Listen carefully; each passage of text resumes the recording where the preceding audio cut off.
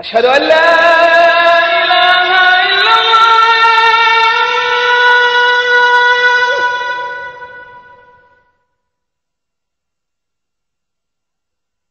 أشهد أن لا إله إلا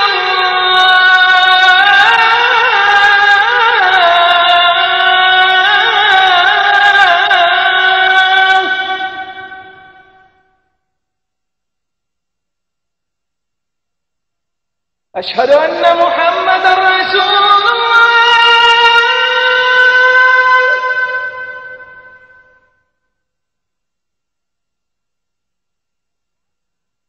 أشهد أن محمدًا رسول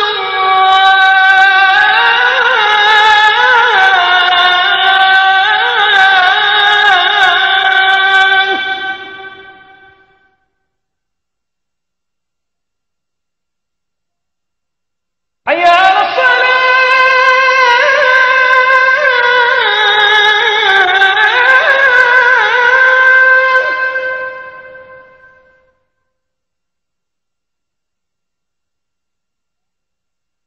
حي على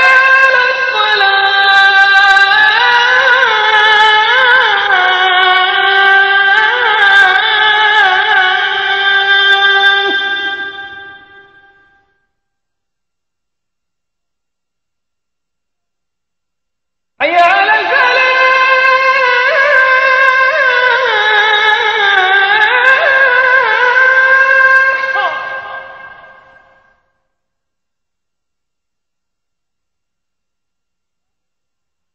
حي على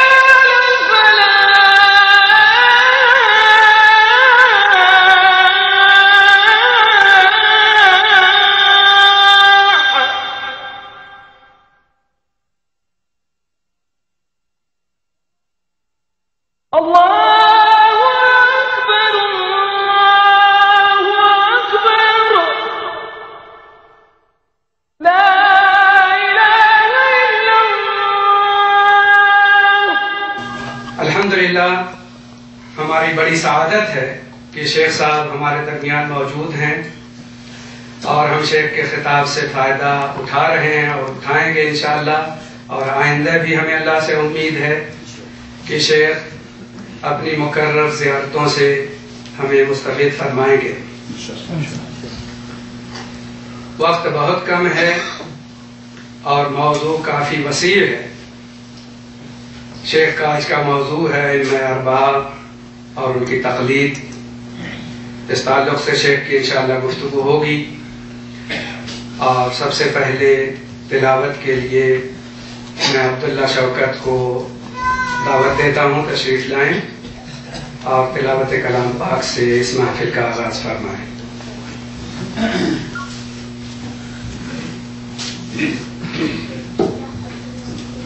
أعوذ بالله من الشيطان الرجيم بسم الله الرحمن الرحيم الله نور السماوات والأرض مثل نوره كمشكاة فيها مصباح المصباح في زجاجة الزجاجة كأنها كوكب دري يوقد من شجرة مباركة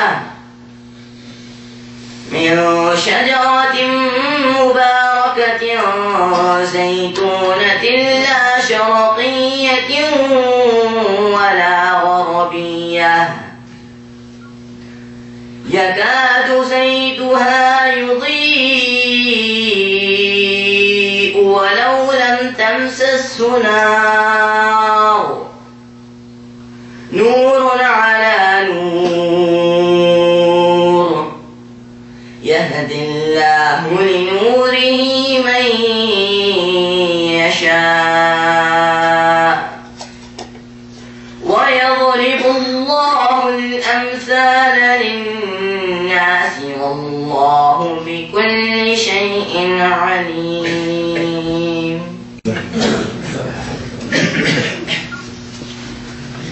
اب شیخ صاحب سے درخواست ہے کہ تشریف لائیں اور اپنے خطاب سے محفل کو محظوظ فرمائیں. السلام علیکم ورحمۃ اللہ وبرکاتہ. الحمد للہ رب العالمین نحمده ونستعینه ونستغفره ونؤمن به ونتوکل علیہ ونعوذ باللہ من شرور انفسنا ومن سیئات اعمالنا من يهده الله فلا مضل له ومن يضلل فلا هادي له واشهد ان لا اله الا الله واشهد ان محمدا عبده ورسوله. اما بعد فان خير الحديث كتاب الله وخير الهدي هدي محمد صلى الله عليه وسلم وشر الامور محدثاتها وكل محدثة بدعة وكل بدعة ضلالة وكل ضلالة في النار. قال الله تبارك وتعالى في كلامه المجيد: أعوذ بالله السميع العليم من الشيطان الرجيم. بسم الله الرحمن الرحيم. يا أيها الذين آمنوا اتقوا الله حق تقاته ولا تموتن إلا وأنتم مسلمون واعتصموا بحبل الله جميعا ولا تفرقوا. وقال تعالى: لقد كان لكم في رسول الله أسوة حسنة. وقال عز وجل: اتبعوا ما أنزل إليكم من ربكم ولا تتبعوا من دونه أولياء. اللهم صل على محمد وعلى آل محمد كما صليت على إبراهيم وعلى آل إبراهيم إنك حميد مجيد. اللهم بارك على محمد وعلى آل محمد كما باركت على إبراهيم وعلى آل إبراهيم إنك حميد مجيد. تمام قسم کی حمد و ثنا کبریائی اور بڑائی اس اللہ عز و جل کے لیے لائق و زیبا ہے جس نے ہمیں اور آپ کو پیدا فرمایا، اور بیش بہا درود و سلام اس ذات مبارکہ مطہرہ پر جن کا نام نامی اسم گرامی احمد مجتبیٰ محمد مصطفیٰ صلی اللہ علیہ وسلم. معزز علماء اکرام، نوجوان دوستوں، بزرگوں اور بھائیوں، آج بتاریخ 29 ذی الحجہ 1432 ہجری مطابق 25 نومبر سن 2011 عیسوی کے اس پروگرام میں، اس اجلاس میں، جو المکتب التعاونی للدعوۃ والارشاد و تربیت الجالیات تبوک کے زیر اہتمام مرکز الدعوۃ والارشاد کے اس خوبصورت سے ایڈیٹوریم میں منعقد ہوا ہے، جس موضوع پر آپ حضرات کی خدمت میں کچھ گزارشات لے کر کے حاضر ہوا ہوں. وہ موضوع ہے تقلید اور تقلید ائمہ یا تقلید ائمہ اربع اور اس کی شرعی حیثیت، یا تقلید یا اس کی شرعی حیثیت. انشاءاللہ تبارک و تعالی قرآن و سنت کی روشنی میں اس موضوع پر مختصر گفتگو آپ کی خدمت میں کروں گا، اور آپ حضرات سے درخواست کروں گا کہ اس موضوع کو پڑھیے، سمجھیے، سوچیے، غور کیجیے. اللہ عز و جل سے دعا ہے کہ اللہ تعالی ہمیں اپنے نبی حضرت محمد رسول اللہ صلی اللہ علیہ وسلم کی سچی اور حقیقی طور پر اتباع اور اطاعت کی توفیق عطا فرمائے، اور اللہ عز و جل ہمیں ہر قسم کے رتب و یابس اور ہر قسم کے حش و زائد اور ہر قسم کے باطل نظریات اور افکار اور سوچ اور خیالات سے اور وساوس سے اللہ رب العزت ہم سب کو دور رکھے، اور اللہ تعالیٰ اپنے نبی صلی اللہ علیہ وسلم کے پیچھے چلنے کا ذوق اور اس کا شوق اور اس کی فکر اللہ تبارک تعالیٰ ہمارے دلوں میں پیدا فرمائے اور ہمیں رکھے. آمین یا رب العالمین. وقت بہت کم ہے، آپ حضرات نے موبائل سوئچ آف کر لیں پلیز، تاکہ کسی قسم کا ڈسٹربیشن نہ ہو، اور سکون کے ساتھ یہ گزارشات اس مختصر سے وقت میں آپ حضرات کی خدمت میں رکھوں گا. اس کے بعد اسی موضوع پر سوال و جواب ہوں گے، آپ کے شکوک و شبہات ہوں گے، انشاءاللہ تبارک تعالیٰ ان کا بھی تسلی بخش جواب دینے کی کوشش کی جائے گی. لیکن آپ سے درخواست ہے کہ نہایت ہی اطمینان کے ساتھ، سکون کے ساتھ اور نہایت ہی دل و دماغ کی کشادگی کے ساتھ اس بحث کو، اس علمی مادے کو، اس سبجیکٹ کو آپ سمجھنے کی کوشش کریں. یہ بہت ہی علمی چیز ہے. ویسے یہ وہ چیز ہے جس کے اندر ہم سب، آپ سب ملوث ہیں، اور میں یہ نہیں کہتا کہ آپ فلاں ملوث ہے فلانی، اس میں سب آپ شعوری یا غیر شعوری طور پر، ارادی یا غیر ارادی طور پر، بہرحال آپ، اور بلکہ ہمارے مسلمانوں کا ایک عظیم طبقہ اس تقلید کے اندر ملوث ہے. اور بعض طبقے تو ایسے ہیں جو نہیں جانتے کہ تقلید کیا ہے، تقلید کا مفہوم کیا ہے. بس آبا و اجداد وہ کام یا وہ روش یا وہ طریقہ اپنے باپ داداؤں سے انہوں نے دیکھا ہے اور اسی طریقے کے اوپر وہ عمل پیرا ہیں. بعض لوگوں کو تھوڑا بہت علم ہے تو وہ ان کو فکر ہی نہیں رہتی ہے، بس وہی سوچتے ہیں کہ ہمارے مولانا صاحب نے کہہ دیا بات ختم ہو گئی. لیکن کچھ ایسے لوگ ہیں جو جن کو اچھی طرح سے اس کا علم ہے، ان کو پتا ہے کہ تقلید کیا ہے تقلید، لیکن انہیں بھی اس کلی طور پر علم نہیں ہے. اس لیے وہ بھی اپنے اپنے علماء کے اقوال اور آراء اور نظریات اور افکار کو دلیل اور انہی کے پیدا کیے ہوئے شکوک اور شبہات کو دلیل میں پیش کر کر کے لوگوں کو خود کو بھی مطمئن کر لیتے ہیں اور لوگوں کو بھی مطمئن کرنے کی کوشش کرتے ہیں. آئیے اس موضوع کو سمجھنے کی ضرورت ہے اور اس موضوع کو سمجھیں، اور ہر مسلمان کی یہ ذمہ داری ہے، کیونکہ میرے بھائیوں، میرے دوستوں، ہم سب کو اللہ رب العزت کے ہاں جواب دینا ہے. ہم سب کو اللہ تبارک و تعالیٰ کے ہاں کھڑے ہونا ہے، اور جب ہم اللہ رب العزت کے سامنے کھڑے ہوں گے اور ایک ایک بندے کو اپنے اپنے اعمال کا حساب دینا ہے، اپنے اپنے ایمان اور عقیدہ، قبر سے لے کر کے میدان محشر تک. اللہ کے رسول صلی اللہ علیہ وسلم فرمایا لا تزال قدم عبد، انسان اپنی جگہ سے ہٹ نہیں سکتا، اس کے قدم ہل نہیں سکتے جب تک کہ وہ اللہ کے سوالوں کا جواب نہ دے. تو اللہ رب العزت کے ہاں آپ کو سوال کیا، اللہ آپ سے سوال کرے گا. لیس بینہ و بین عبدہ ترجمان، اللہ کے درمیان اور اس اللہ کے بندے کے درمیان کوئی تیسرا ٹرانسلیٹر نہیں ہوگا، ترجمانی کرنے والا نہیں ہوگا، آپ کی طرف سے وکالت کرنے والا نہیں ہوگا. آپ ہوں گے، آپ کا اللہ ہوگا، آمنا سامنا ہوگا، اللہ تبارک پوچھے گا. اسی طرح قبر میں بھی آپ ہوں گے، فرشتے ہوں گے اور وہ پوچھیں گے اور آپ کو جواب دینا پڑے گا. وہاں نہ کوئی پیر کام آئے گا اور نہ کوئی پگاڑا اور نہ کوئی مولوی، نہ کوئی عالم، نہ کوئی کچھ، نہ کوئی کچھ. بات سمجھ میں آ رہی کہ نہیں آ رہی؟ آپ اکیلے پیدا ہوئے ہیں اور اکیلے اللہ تعالیٰ کے یہاں جانا ہے. صاف ہے، دو ٹوک بات ہے، اس کے اوپر سب کا یقین ہے، سب کو بھروسہ ہے. پتہ نہیں کہاں سے شیطان نے ہمیں گمراہ کرنے کی کوشش کی اور ہم وہ ڈور اور وہ سرا نہیں سمجھ پا رہے ہیں کہ ہم کہاں سے گمراہ ہو رہے ہیں. آج اس کو سمجھنے کی ضرورت ہے اور آپ اس کو سمجھیں. کیوں؟ اس لیے کہ یہ باتیں ہمیشہ نہ بتائی جاتی ہیں اور نہ ہی یہ باتیں ان باتوں کا موقع آتا ہے. بس آپ یہ سمجھتے ہو کہ ہم نے نماز پڑھ لیا، روزہ رکھ لیا، کلمہ لا الہ پڑھ لیا، باپ باپ کے روش اور طریقے پر مسلمان ہیں، عبداللہ عبدالرحمان نام اور جنت میں چلے جائیں گے. ہرگز نہیں، ہرگز نہیں، ہرگز نہیں. یہ بات یاد رکھیے، یہ جنت میں جانے کا ذریعہ یا یہ جنت میں جانے کا جو ہے یہی کل کا کل راستہ نہیں ہے. جنت میں جانے کے لیے ضروری ہے کہ آپ کا ایمان اور عقیدہ تحقیقی طور پر صحیح ہو، دلائل اور براہین کے ساتھ ہو، آپ کا ایمان اور عقیدہ درست ہو. اب کوئی کہے تمہارے باپ دادے تو جاہل تھے، وہ جنت میں ہے جہنم میں. ہم باپ دادوں کا ٹھیکہ لے کے نہیں بیٹھے ہوئے ہیں، معاف کیجیے گا. وہ ان کا عمل ان کے ساتھ ہے، ان کا عمل ان کے ساتھ. وہ جنت میں ہے کہ جہنم میں جیسا انہوں نے کیا ہوگا ویسا وہ کریں گے. ایک صحابی اللہ کے رسول صلی اللہ علیہ وسلم کی خدمت میں حاضر ہوئے، انہوں نے کہا اللہ کے نبی آپ بتائیں کہ میرے والد جنت میں ہے کہ جہنم میں؟ آپ صلی اللہ علیہ وسلم نے فرمایا تیرے والد جہنم میں. تیرے کفر کی حالت میں مرے تھے تو جہنم میں. تو اللہ کے نبی صلی اللہ علیہ وسلم نے کہہ دیا کہ آپ کے والد جہنم میں. وہ رونے لگے اور روتے ہوئے آنکھ ملتے ہوئے جانے لگے. اللہ کے نبی نے کہا بلاؤ اس کو. بلایا، کہا ان اباک و ابی فی النار، تیرا باپ بھی میرا باپ بھی دونوں جہنم میں. اب بول، تیرا باپ بھی اور میرا باپ بھی دونوں جہنم. صحیح مسلم کی روایت ہے. تو اب اس کا یہ مطلب نہیں ہوتا کہ کسی کا باپ جہنم میں ہو. حضرت ابراہیم علیہ السلام ان کے باپ جہنم میں جائیں کہ نہیں جہنم میں؟ قیامت کے دن کہیں گے اللہ تو نے مجھ سے وعدہ کیا تھا کہ میں تمہیں مایوس نہیں کروں گا، اے اللہ میرے باپ کو بخش دے. اللہ تعالیٰ فرمائے گا ہرگز نہیں. باپ کو فرشتوں کو حکم دیں کہ باپ کو لاؤ گھسیٹ کر کے لایا جائے گا بجو کی شکل میں، بجو کی شکل میں لایا جائے گا، ان کے دونوں ٹانگوں کے بیچ میں ان کو رکھا جائے گا. اللہ تبارک تعالیٰ کہے گا یہ ہے تیرا باپ، یہ ہے تیرا باپ جو جہنم کا لقمہ بننے جا رہا ہے. حضرت ابراہیم علیہ السلام کہیں گے کہ میں نے کہا تھا نا آپ سے کہ میری بات مان لو، لیکن آپ نے نہیں مانا. جاؤ. چنانچہ اللہ کے رسول صلی اللہ علیہ وسلم فرماتے ہیں اس کو فرشتے پکڑ کر کے اس کی ٹانگوں کو جہنم میں پھینکتے ہیں بیٹے کے سامنے. یہاں پہ اللہ تعالیٰ کے یہاں خون اور یہ رشتے نہیں جلتے، یہ تمام سب چیزیں اللہ تبارک تعالیٰ کی نہیں جلتی. اللہ تعالیٰ کے یہاں جو چیز دیکھی جاتی ہے کیا ہے؟ بولو تقویٰ ہے. ان اکرمکم عند اللہ اتقاکم. اللہ کے یہاں خونی رشتے، یہ وہ رنگ و روغن، مال و دولت اور یہ پیری اور مریدی اور یہ فلانی، یہ سلسلے، یہ سب بکواس ہے. حضرت ابوبکر صدیق رضی اللہ تعالیٰ عنہ نے اپنے بیٹے عبد الرحمن سے جب وہ مسلمان ہو گئے، باپ پہلے مسلمان، بیٹا بعد میں مسلمان، غزوہ بدر کے بعد وہ مسلمان ہوئے. حضرت عبد الرحمن نے کہا کہ ابا جان جب بدر کا میدان تھا اور میں کفار کی طرف سے لڑ رہا تھا، اس وقت کئی دفعہ آپ میری تلوار کے نیچے آئے، لیکن میں نے آپ کی داڑھی سفید تھی، بڑھاپے پر رحم کیا اور میں نے آپ کو چھوڑ دیا، ورنہ میں بدر میں آپ کو قتل کر سکتا تھا.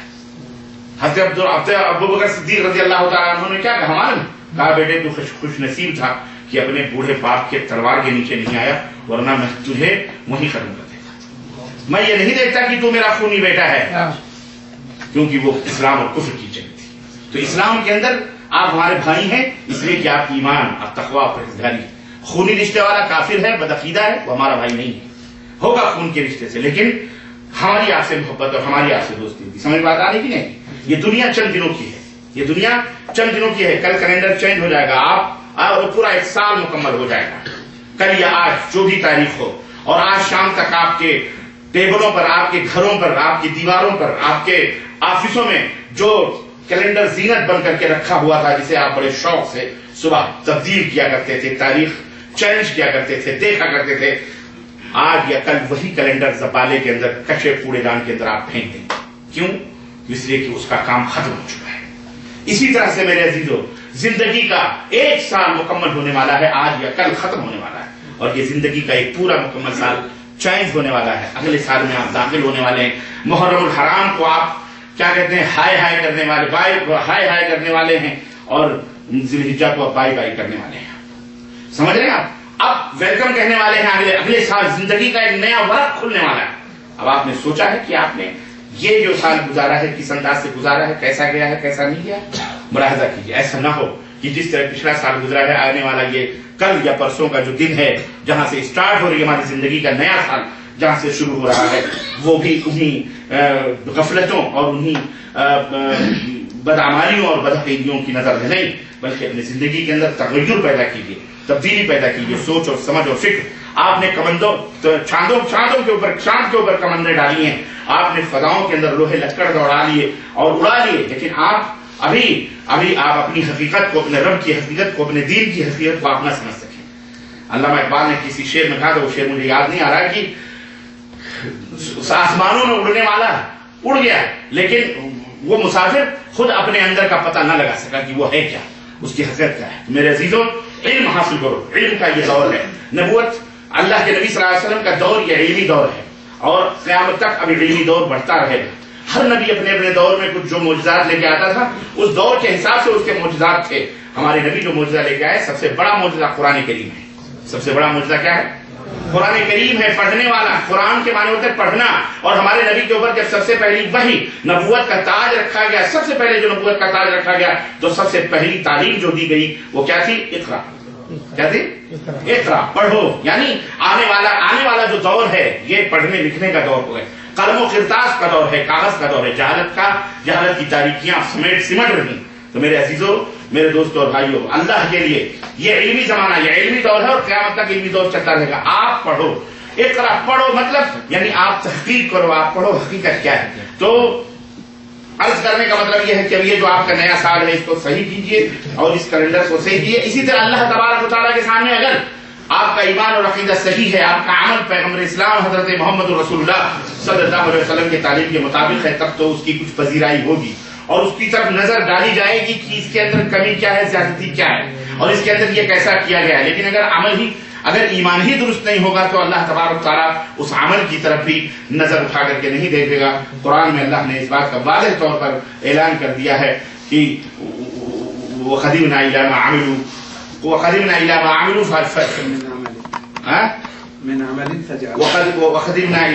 مِنْ عَمَلٍ فَجَعَلْنَاهُ هَبَاءً مَنْثُورًا۔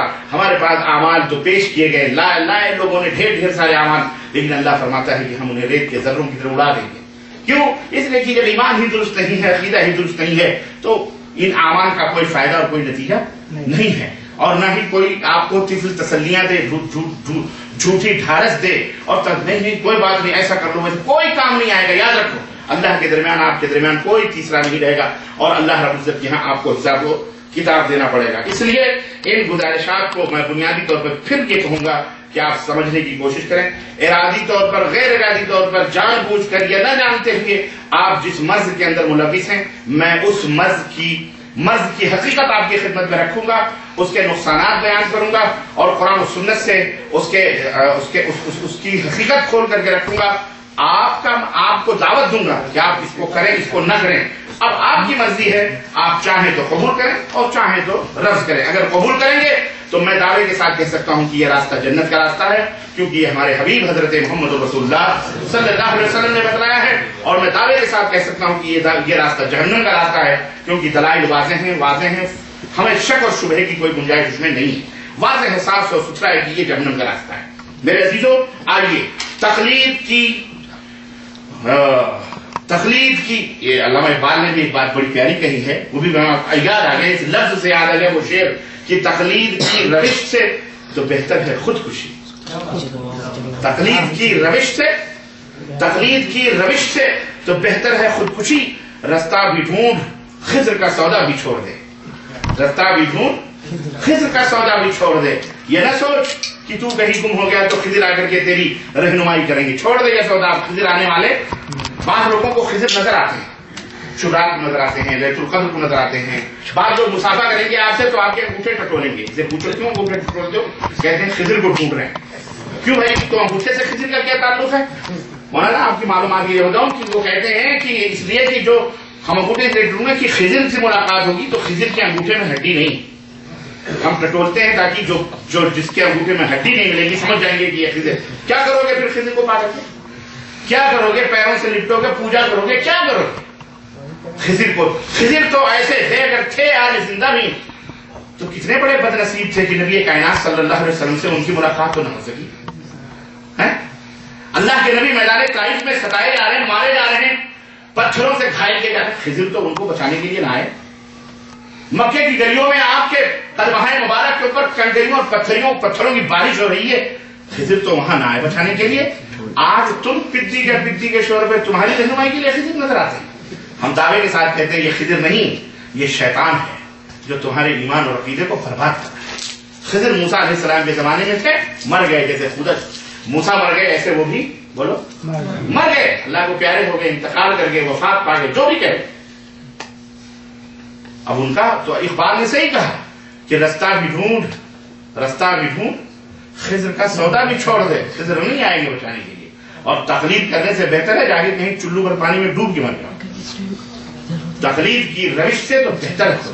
تقلید کس کو کہتے ہیں؟ بڑے لوگ، ایک ہوتا ہے انسان شرافت پر فخر کرے تو اچھا لگتا ہے، لیکن آدمی اپنی بددیانتی پر فخر کرے، یہ میں نے آج تک ایسے احمق نہیں دیکھے اس دور میں ہیں۔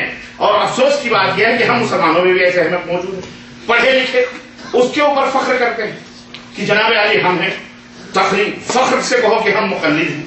ہم نہیں سمجھتے کہ غباوت اور جہالت اور اس کے اوپر بھی کوئی فخر کرے؟ ایمانداری پر، شرافت پر، عقل و دانش پر، خیرت پر آدمی فخر کرے، غرور کرے، چلو اچھا لگتا ہے، لیکن اب میڈکی کو بھی زکام ہونے لگے، ہے نا؟ گھوڑے کے پیروں میں نال اچھے لگتے ہیں، میڈکی کو بھی یہ نال چلی ٹھکوانے والی بات ہو گئی کہ میڈکی کو بھی یہ نال ٹھکوائے، تو یہ تو بڑی بری بات ہے نا، اچھی بات نہیں۔ اس لیے میرے اس کو سمجھو، تقلید کو اتنی گری ہوئی نظر سے ہم اس لیے بتا رہے ہیں کہ یہ ہے گندی چیز، گری ہوئی چیز۔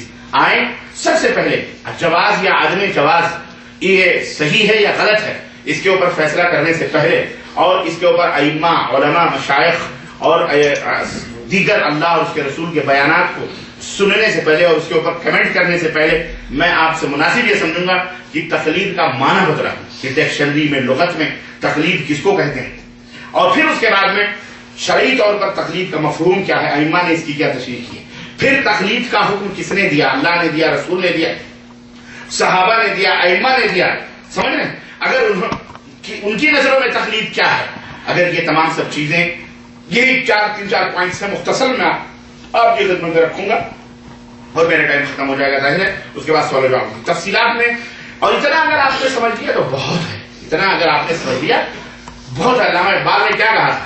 علامہ اقبال کہتے ہیں کہ سمجھ میں نقطۂ توحید آ تو سکتا ہے، سمجھ میں نقطۂ توحید آ تو سکتا ہے، تیرے دماغ میں بت خانہ ہو تو کیا کہیں؟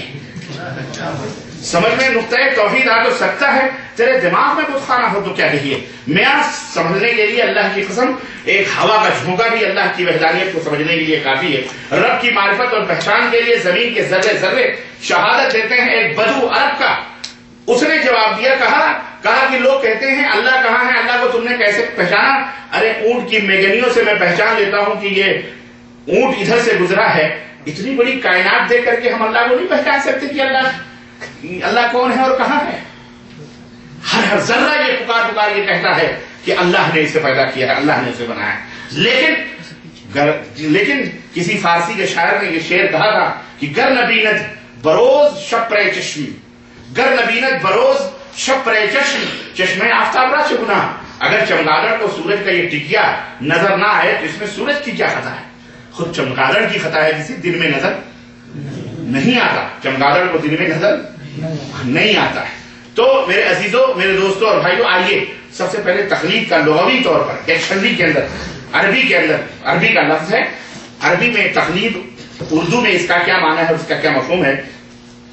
تقلید لغوی طور پر لغت میں تقلید کا معنی ہے گلے میں کسی چیز کا لٹکانا. قلد یقلد التقلید، گلے میں کسی چیز کا لٹکانا. لیکن جب اس کا صلہ، جب اس کا رشتہ دین کے ساتھ جڑتا ہے اور دین تو اس وقت اس کا معنی ہوتا ہے کہ کسی کی بات کو بغیر دلیل اور ثبوت اور بغیر غور و فکر کے قبول کر لینا.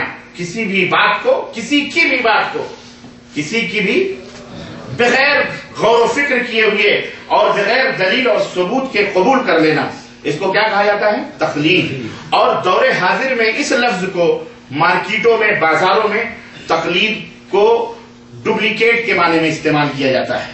آپ قطع غیار کا مطلب اسپائر پارٹس کا بزنس کرتے ہوں گے، موٹر پارٹس کا بزنس کرتے ہوں گے، یا آپ کے پاس پریس الیکٹرانک دکانیں ہوں گی، آپ کو اس کے اوپر پریس وغیرہ اس کے اوپر لکھا رہتا ہے مارکیٹ، احذر التقلید، احذر التقلید. کیا؟ ڈپلیکیٹ مال سے بچو، ڈپلیکیٹ مال سے. ہاں، یہ تقلیدی ہے. یہ پارٹ کون سا کہتے ہیں؟ تقلیدی ہے، تجاری ہے، اصلی نہیں ہے. اصلی سمجھ میں بات آ رہی نہیں آ رہی؟ عرب میں رہتے ہو، دیکھا ہے آپ نے یہ تہذیب دیکھا ہے آپ نے کہ نہیں دیکھا؟ وارنی. ہاں، اسی سے سمجھ جاؤ کہ دنیا میں بھی، دنیاوی طور پر بھی ایک معیوب چیز ہے اور گندی چیز ہے. لوگوں کو منع کیا جاتا ہے کہ تقلید سے بچو، یہ ایک تجاری اور ڈپلیکیٹ چیز ہے، ورجنل نہیں ہے. تو یہ بات یہیں سے بھی سمجھ لو کہ جتنے بھی تقلیدی ذہنیت کے لوگ ہیں یہ ورجنل اسلام کے اوپر عمل نہیں کر رہے ہیں، یہ بناوٹی اور ڈپلیکیٹ اسلام ہے. تو اسلام کے اندر بھی ڈپلیکیٹ اور جعلی چلتا ہے. جیسے دنیاوی مالوں کے اندر جعلی مال چلتا ہے، ایسے ہی اسلام میں بھی اصلی اسلام ہے اور ایک جعلی اسلام، تقلیدی اسلام ہے اور ایک اصلی اسلام. اس کو بھی سمجھنے کی ضرورت ہے. تو تقلید کسی کی بھی بات کو بغیر دلیل اور ثبوت کے، جب دین سے اس کا رشتہ ہوگا تب اس کا معنی ہوگا بغیر غور و فکر کے مان لینا، اس کو تقلید کہتے ہیں. اور صاحب منجد، المنجد ایک لغت کی ڈکشنری کی کتاب ہے. صاحب منجد نے لکھا ہے کہ قلدہ فی کذا یتبعہ من غیر تعمل ولا نظر. تقلید ایسی پیروی کا نام ہے جو غور و خوض سے خالی ہو. کسی نے کہہ دیا کوا کان لیا جا رہا ہے، نہ سوچا نہ سمجھا، اسی کے پیچھے دوڑ گیا، اسی کے پیچھے دوڑ گیا. اس کو کہتے ہیں تقلید. اور صاحب مصباح اللغات، یہ اردو اور عربی ڈکشنری کی کتاب ہے. بچپن میں ہمارے پاس ہوتی ہے. سب بچے جو عربی سیکھتے ہیں، جانتے ہیں عربی سے اردو، یہ دارالعلوم دیوبند کے ایک استاد ہیں مولانا کیرانی صاحب، انہوں نے اس کتاب کو لکھا ہے. ڈکشنری انہوں نے ترتیب دی ہے عربی سے اردو، عربی کے الفاظ لکھ کر کے اردو میں اس کا ترجمہ کیا ہے. اس کا نام ہے مصباح اللغات. اس کا نام کیا ہے؟ مصباح اللغات.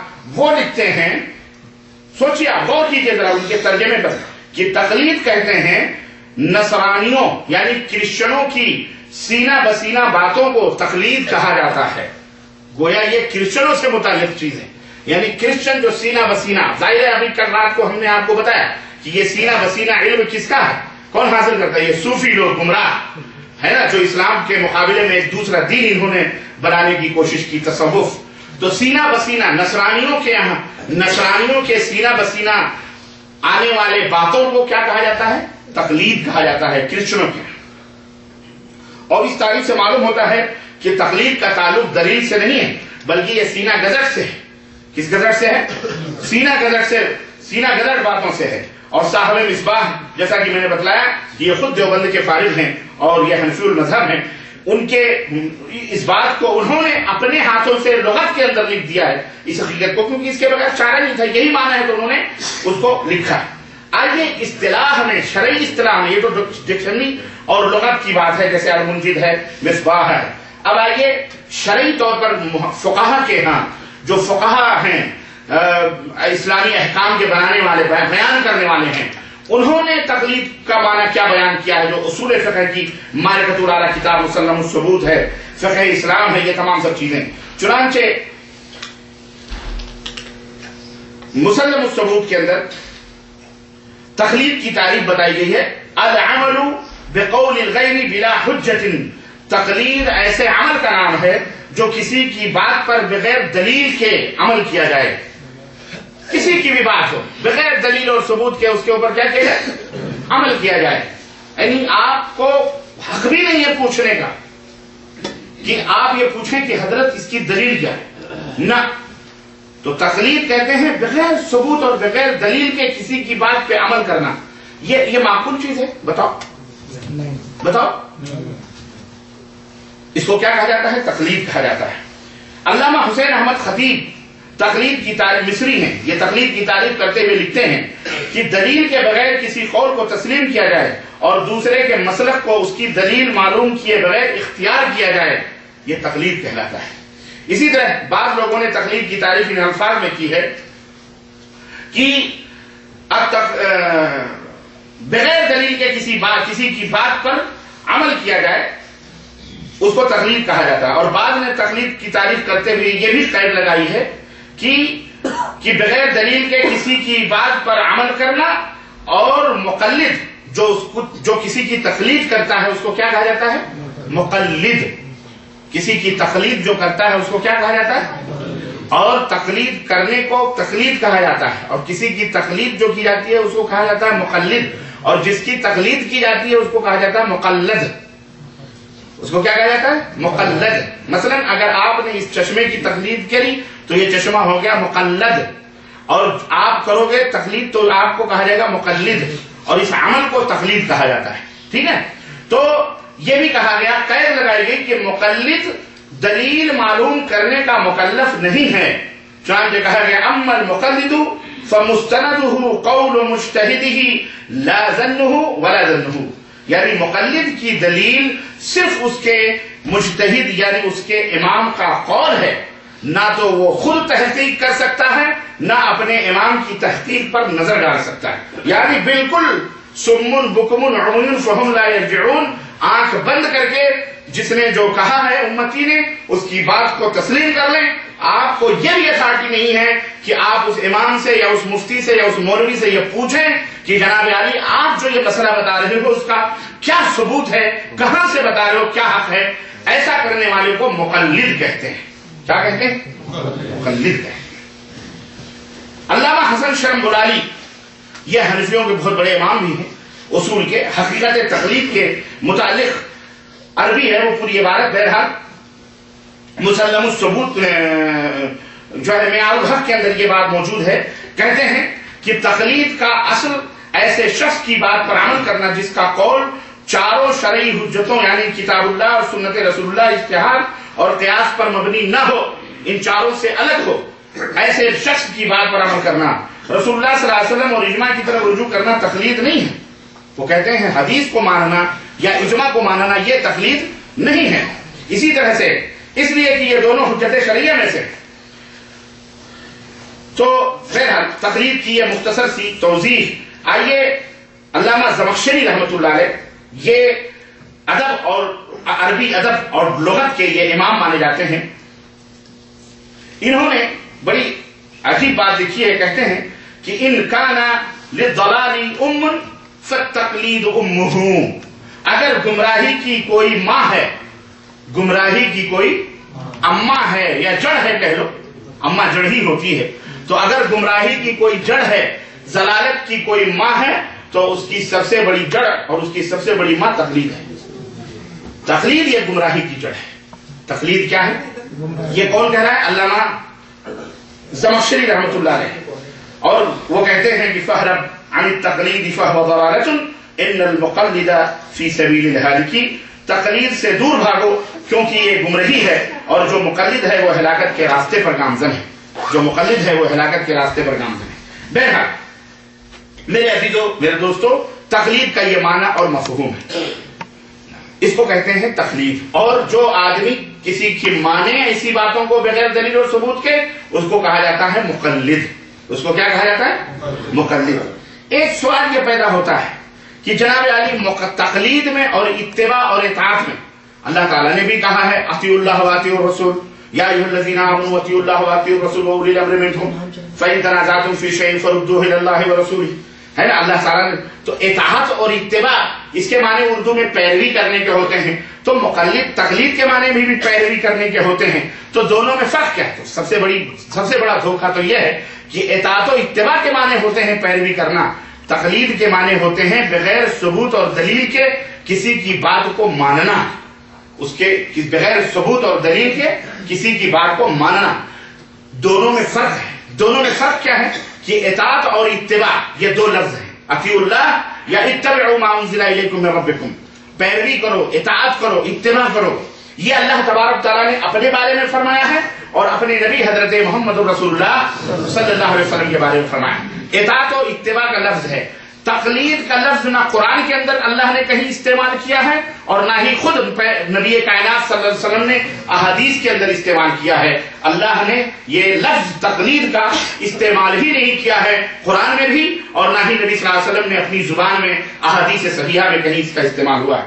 بالکل اسی طرح سے جیسے عشق، لفظ عشق کا لفظ عشق نہ قرآن میں موجود ہے اور نہ حدیث کے کسی بھی ضعیف سے ضعیف روایتوں کے اندر یہ لفظ موجود ہے. کیوں؟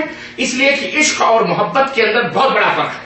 محبت کے اندر بے لوثی پائی جاتی ہے، محبت کے اندر معصومیت پائی جاتی ہے، محبت کے اندر ایک خلوص پایا جاتا ہے. لیکن عشق کے اندر نفسانی خواہشات کا دخل ہوتا ہے، عشق کے اندر شہوت پائی جاتی ہے، حیوانیت پائی جاتی ہے. کوئی بھی مائی کا لال یہ نہیں کہتا کہ میں اپنے اماں سے عشق کرتا ہوں. کوئی کہہ کہ اپنے معاشرے میں دیکھ لیں کہ مجھے اپنی بیٹی سے عشق ہے، لیکن جھوٹے لوگ مانیں گے کہ بغیرت عشق کرنے کے لیے تجھے تیری بیٹی ملی تھی. لیکن اگر وہ یہ کہتا ہے کہ مجھے میں اپنی باپ سے محبت کرتا ہوں، میں اپنی بیٹی سے محبت کرتا ہوں، تو ہر ایک پسند کرے گا اس لفظ کو. تو اس لفظوں کے انتخاب کا بھی بہت ہی احتیاطی طور پر اللہ نے بھی اور خود پیغمبر اسلام حضرت محمد رسول اللہ صلی اللہ علیہ وسلم نے قرآن و حدیث میں اس کا اعتبار کیا ہے. اللہ نے بھی کوئی ایسا لفظ نہیں استعمال کیا کہ جس سے کہ اس قسم کی کوئی مطلب سطحیت یا اس قسم کی کوئی ایسی چیز ٹپکے یا ہمارے بندوں اللہ کے بندوں میں کوئی اس طرح کا عنصر بیدار ہو. اور خود پیغمبر اسلام صلی اللہ علیہ وسلم نے بھی ہرگز ایسے الفاظ نہیں استعمال کیے، چونکہ آپ کو جوامع الکلم دیے گئے تھے. اللہ کی زبان تھی، بات تھی، زبان تھی نبی کریم صلی اللہ علیہ وسلم کی، لیکن بات نکلتی تھی حضرت اللہ نبی کائنات صلی اللہ علیہ وسلم کی زبان سے، لیکن بات ہوتی تھی کس کی؟ اللہ عز و جل کی. وما ينطق عن الهوى ان هو الا وحی یوحى، جس کے بارے میں اللہ نے شہادت دی کہ زبان محمد کی ہوتی ہے صلی اللہ علیہ وسلم، لیکن بات ہماری ہوتی ہے. تو میرے عزیزوں، میرے دوستوں اور بھائیوں، تو یہ لفظ تقلید بھی اگر یہ کوئی معتبر یا کوئی اچھا یا کوئی پیارا لفظ ہوتا تو اللہ اسے استعمال کرتا، خود نبی بھی استعمال کرتے. لیکن نہ اللہ نے استعمال کیا نہ نبی نے استعمال کیا، بلکہ اللہ اس کے رسول نے جو لفظ استعمال کیا ہے وہ اطاعت اور اتباع اور اقتداء کا لفظ استعمال کیا ہے. پیروی کرو، اتباع کرو، اطاعت. ان دونوں میں فرق کیا ہے کہ تقلید بغیر دلیل اور ثبوت کے کسی کے پیچھے چلنے کو کیا کہا جاتا ہے، اور اتباع ثبوت اور دلیل کو ماننا یہ اتباع کہلاتا ہے. ثبوت اور دلیل کو ماننا یہ اطاعت کہلاتا ہے. ثبوت اللہ فرماتا ہے اتبعوا ما انزل الیکم من ربکم، اے لوگو اتباع کرو جو کچھ تمہارے رب کی طرف سے آسمان سے نازل کیا. پیروی کرو. تو آسمان سے جو کچھ بھی اتر رہا ہے وہ قرآن ہے. قرآن خود دلیل ہے. قرآن کیا ہے؟ بولو. قرآن خود دلیل ہے کہ دلیل. پیغمبر اسلام حضرت محمد رسول اللہ صلی اللہ علیہ وسلم کی ہر حدیث ہر سنت کیا ہے؟ خود دلیل ہے، وہ برہان ہے. قد جاءکم نور و کتاب مبین، اے لوگوں تمہارے پاس ایک نور اور ایک کھلی ہوئی کتاب اللہ نے بھیجی جو دلیل ہے، جو برہان ہے. تو دلیل اور برہان خود اللہ اور اس کے رسول یہ بتاتے خود دلیل اور برہان.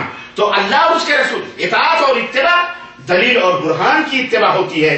اطاعت دلیل اور برہان کی ثبوت کی پیروی کرنے کو اتباع کہا جاتا ہے، اطاعت کہا جاتا ہے. لیکن بغیر دلیل اور ثبوت کی کو ماننے کو کیا کہا جاتا ہے؟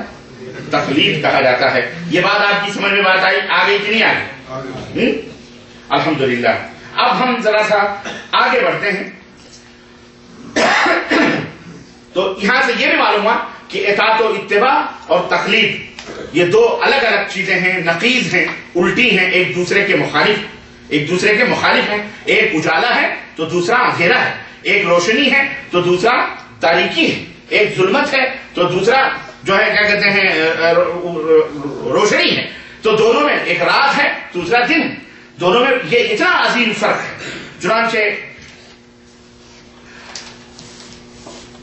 اللہ تبارک تعالیٰ نے اللہ کے رسول صلی اللہ علیہ وسلم نے حدیث کے تعلق سے فرمایا بہرحال کہ الا وانی اوتیت القرآن ومثلہ معہ، صحیح بخاری ابن ماجہ کی روایت کہ اے لوگو سنو خبردار مجھے قرآن کے ساتھ ساتھ حدیث بھی دی گئی ہے. یعنی جس طرح قرآن ہمارے اوپر نازل کیا گیا ہے ایسے ہی اللہ نے مجھے حدیث بھی عطا فرمائی. یعنی اس طرح سے دونوں ثبوت، اور جس طرح قرآن دلیل اور ثبوت ہے اسی طرح نبی کائنات صلی اللہ علیہ وسلم کی احادیث صحیحہ بھی کیا ہے؟ دلیل اور ثبوت ہیں. تو میرے عزیزوں، میرے دوستوں اور بھائیوں، اتباع اور اطاعت یہ دلیل اور ثبوت کی پیروی کرنے کو کہتے ہیں، اور تقلید کس کو کہتے ہیں؟ اتنی بات سمجھ لینے کے بعد میں اب آئیے یہ دیکھتے ہیں کہ کیا یہ چیزیں ہمارے لیے جائز ہیں تقلید کرنا، یا اس طرح سے اندھیری باتوں اور اندھیری راہوں پہ چلنا یہ اسلام نے ہمارے لیے مقرر کیا ہے، یا کس نے اس بات کا حکم دیا؟ آخر ہمارے ہاں ایک عظیم طبقہ اپنے آپ کو مقلد کہتا ہے. کوئی کہتا ہے کہ ہم امام احمد بن حنبل کے مقلد ہیں، کوئی کہتا ہے ہم امام شافعی کے مقلد ہیں، کوئی کہتا ہے ہم امام ابو حنیفہ کے مقلد ہیں، کوئی کہتا ہے ہم امام مالک کے مقلد ہیں، کوئی کہتا ہے ہم فلاں کے مقلد ہیں، کوئی کہتا ہے ہم فلاں کے مقلد ہیں. تو یہ جو مذہب تقلید کے نام پر مذہب بنا دیا گیا، کیا یہ اسلام کے اندر اس کی کوئی گنجائش ہے؟ یہاں ایک بات اور میں آپ کو سمجھاتا چلوں، اور یہ بہت تھوڑی سی توجہ چاہوں گا میں آپ کو. دیکھیں، ایک ہے جس طرح ہم نے تقلید کا اور اطاعت اور اتباع کا مفہوم آپ کو سمجھایا ہے کہ تقلید ہم نے نہیں بلکہ ہم نے دلائل کی روشنی میں آپ کی خدمت میں رکھی ہے.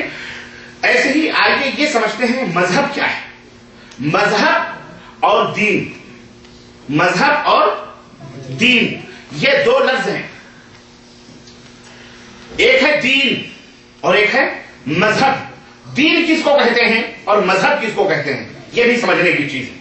دین کہتے ہیں جو آسمان سے اتارا گیا، جو اللہ تبارک تعالیٰ نے قرآن کریم کے اندر ارشاد ہوا ان الدین عند اللہ اسلام. اے لوگوں تمہارے لیے تمہارا جو دین ہے وہ کیا ہے؟ اسلام ہے. تو دین اس کو کہتے ہیں جسے اللہ نے اتارا. جسے کس نے اتارا؟ اللہ نے نازل کیا. اللہ نے فرمایا الیوم اکملت لکم دینکم، الیوم اکملت لکم دینکم. اے دنیا کے لوگوں آج کے دن میں نے تمہارے لیے تمہارے دین کو مکمل کر دیا ہے. واتممت علیکم نعمتی، اور میں نے اپنی نعمت کو پوری کر دیا ہے. ورضیت لکم الاسلام دینا، اور بحیثیت دین ہم نے اسلام کو ہم نے پسند کر لیا ہے. یعنی جو پسندیدہ دین ہے اللہ کے نزدیک وہ کیا ہے؟ اسلام. دین نصارہ نہیں پسند ہے. جتنے بھی ادیان تھے دین یہود پسند نہیں ہے. پسند ہے تو کون سا دین پسند ہے؟ اور جو مقرر ہے تمہارے لیے وہ کون سا دین مقرر کیا گیا ہے؟ اسلام. اسلام. ومن یبتغی غیر الاسلام دینا، ومن یبتغی غیر الاسلام دینا فلن یقبل منہ وهو فی الآخرۃ من الخاسرین. جو شخص قیامت کے دن اسلام کو بحیثیت دین لے کر کے نہیں آئے گا، کوئی اور دین کے اوپر عمل کر کے آئے گا، اللہ فرماتا ہے وہ اس کے منہ کے اوپر مار دیا جائے گا اور وہ خسارہ اور گھاٹا اٹھانے والوں میں سے ہو جائے گا. اللہ کے ہاں جو دین مقبول ہے وہ دین کا نام کیا ہے؟ اسلام. کوئی مذہب نہیں ہے. یہ بات فرق میں بتا. مذہب کس کو کہتے ہیں؟ ذہب یذہب کے معنی ہوتے ہیں چلنا. کہتے ہیں روح روح ذہب اذهب اذهب، چلنا. مذہب کہتے ہیں جس طرف جس راہ پر چلا جائے اس کو کیا کہا جاتا ہے؟ مذہب. چلنے کی جگہ، چلنے کے راستے کو مذہب کہا جاتا ہے. مذہب یہ دین نہیں ہے. اسلام مذہب کا نام نہیں ہے، مذہب ہے. مذہب امتیوں کے غور و فکر اور سوچ اور ان کے خیالات اور نظریات اور ان کے آرا اور قیاسات کو مذہب کہا جاتا ہے. لوگوں کے قیاس اور سوچ اور ان کے فکر اور ان کی رائوں کو کیا کہا جاتا ہے؟ مذہب.